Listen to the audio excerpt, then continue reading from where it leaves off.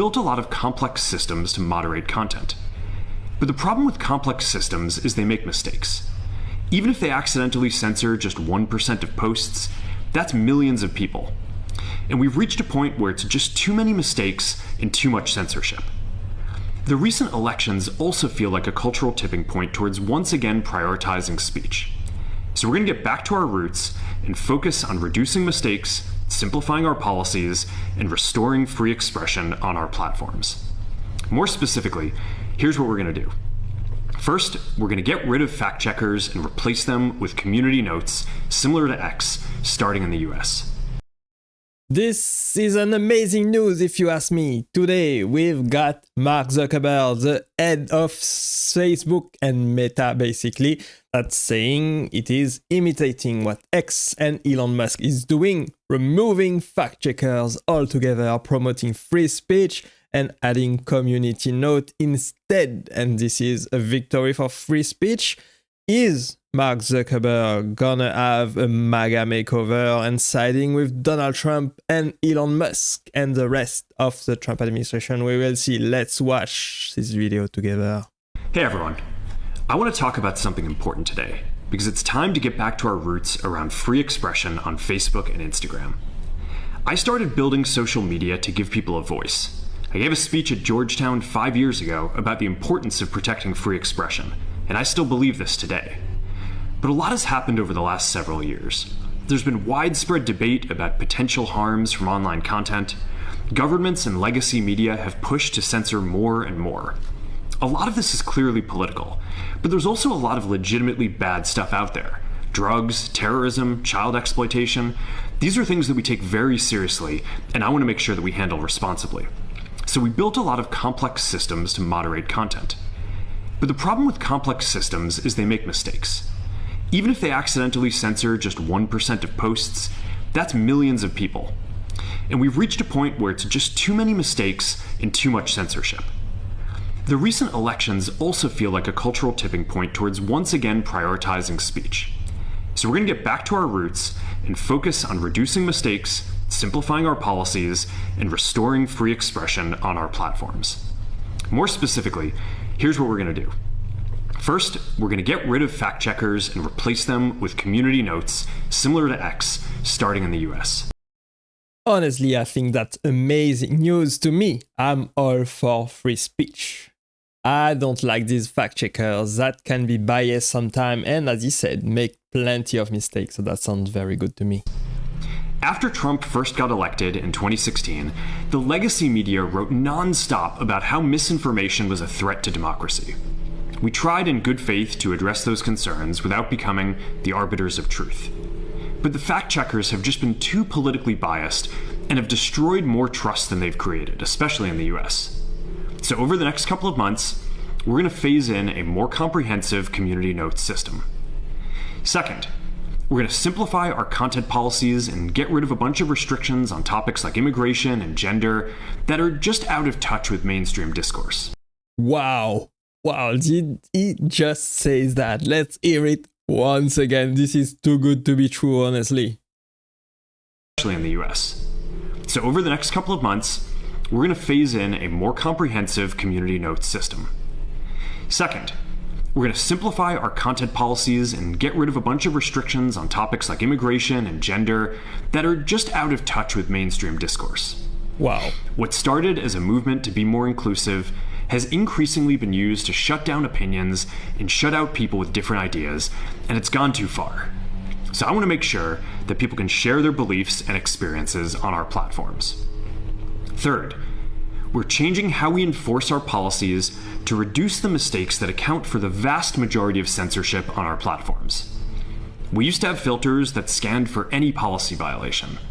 Now, we're going to focus those filters on tackling illegal and high-severity violations. And for lower severity violations, we're going to rely on someone reporting an issue before we take action. The problem is that the filters make mistakes, and they take down a lot of content that they shouldn't. So by dialing them back, we're going to dramatically reduce the amount of censorship on our platforms. Honestly, that sounds very good to me. I think as he gets older, he realizes that he has made mistakes in the past. He was probably a liberal and on the left, siding with the Democratic Party in the past, but now He's siding on the right as he's getting older, he's getting wiser, and moving to the right just like many people do as they age. We're also going to tune our content filters to require much higher confidence before taking down content. The reality is that this is a trade-off. It means we're going to catch less bad stuff, but we'll also reduce the number of innocent people's posts and accounts that we accidentally take down. Fourth, we're bringing back civic content. For a while, the community asked to see less politics because it was making people stressed, so we stopped recommending these posts.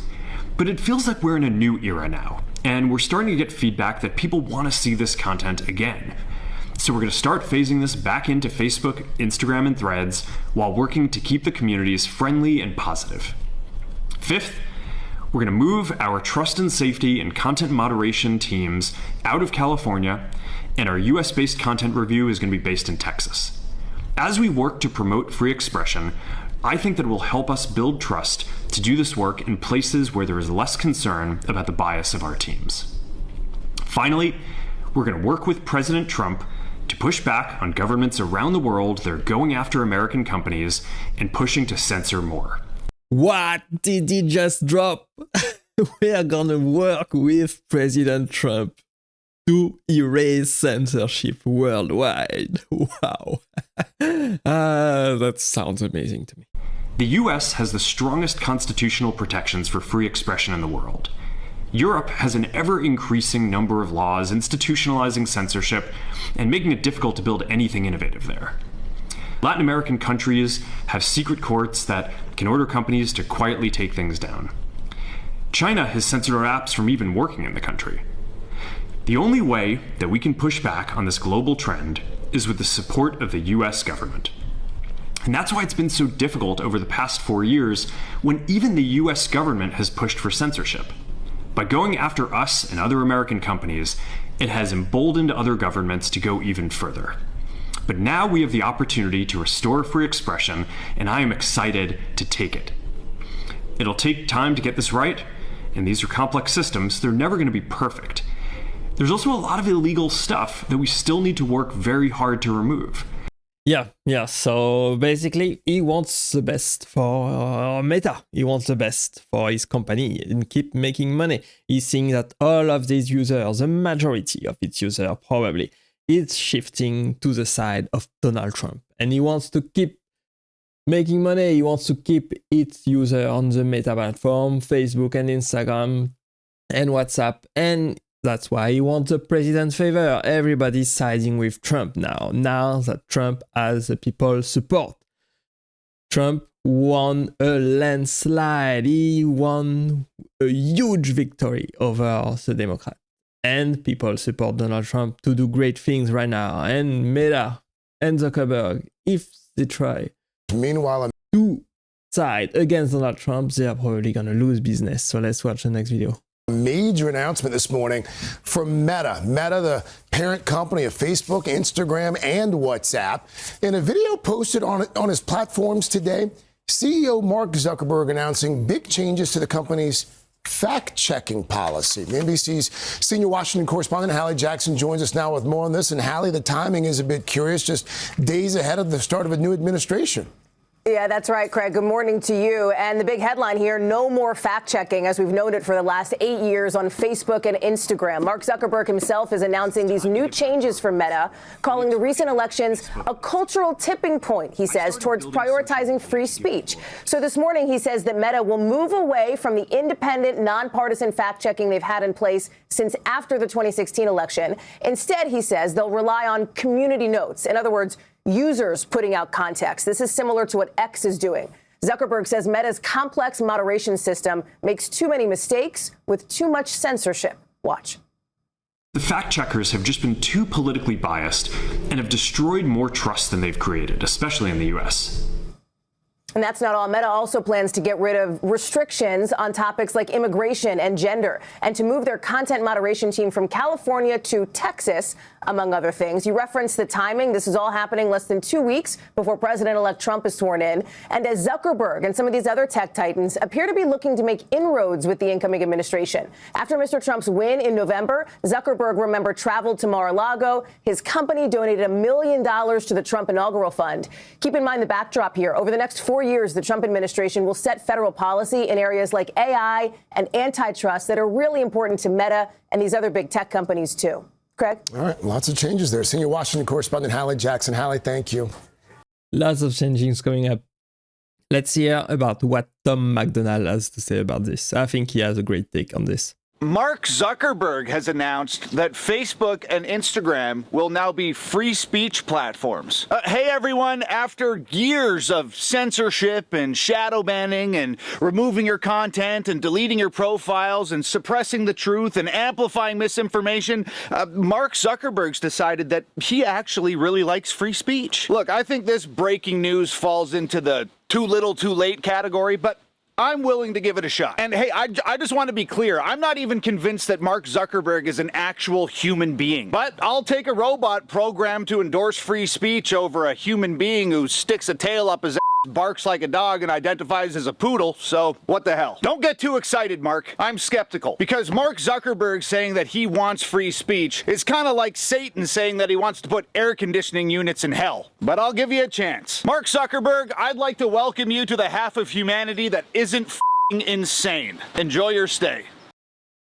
I think that's a great take. Honestly, I think, as he said, it's too little too late. Mark Zuckerberg is welcome on the MAGA side of the political landscape, but he will have to prove himself. He will have to stop making mistakes and work for the interest of the people. Here's another take. Very interesting. Hey everyone. I want to talk about something important today. Mark Zuckerberg has ditched the trademark grey hoodie for a gold chain and designer t-shirts. He went to Donald Trump's Mar-a-Lago resort for Thanksgiving dinner and recently donated $1 million to the incoming president's inauguration fund. But now he's gone one step further to try and curry favour with the incoming US president by saying that Meta will remove third-party content moderators from its platforms in the US. And that's exactly the sort of thing that MAGA Republicans wanted to hear from the big tech company it once saw as its sworn enemy. If that's not enough to curry favour with the incoming US president, Zuckerberg's announcement that Dana White, the CEO of the Ultimate Fighting Championship, will be joining the board of Meta will certainly help too. He's a key Trump ally and a highly recognisable face amongst MAGA Republicans in the US. All of this, however, has come to much consternation for liberals and democracy advocates in the US. Although they were never very happy with Mark Zuckerberg's wealth and power, they did see him as a champion of liberal values, ones that he himself used to campaign for. Concerned too that this is a further slide amongst Silicon Valley towards the right. Yes. I think Mark Zuckerberg is a businessman. After all, he just wants to keep his business running, and as people are in support of Donald Trump, he just wants to be on the side of Donald Trump as well to avoid losing money. So we will see what happens with Zuckerberg and Meta over the next couple of years. Let me know what you think about this in the comment below this video. Thanks for watching as always, and click right there to watch the next video, and I will see you there. Bye bye.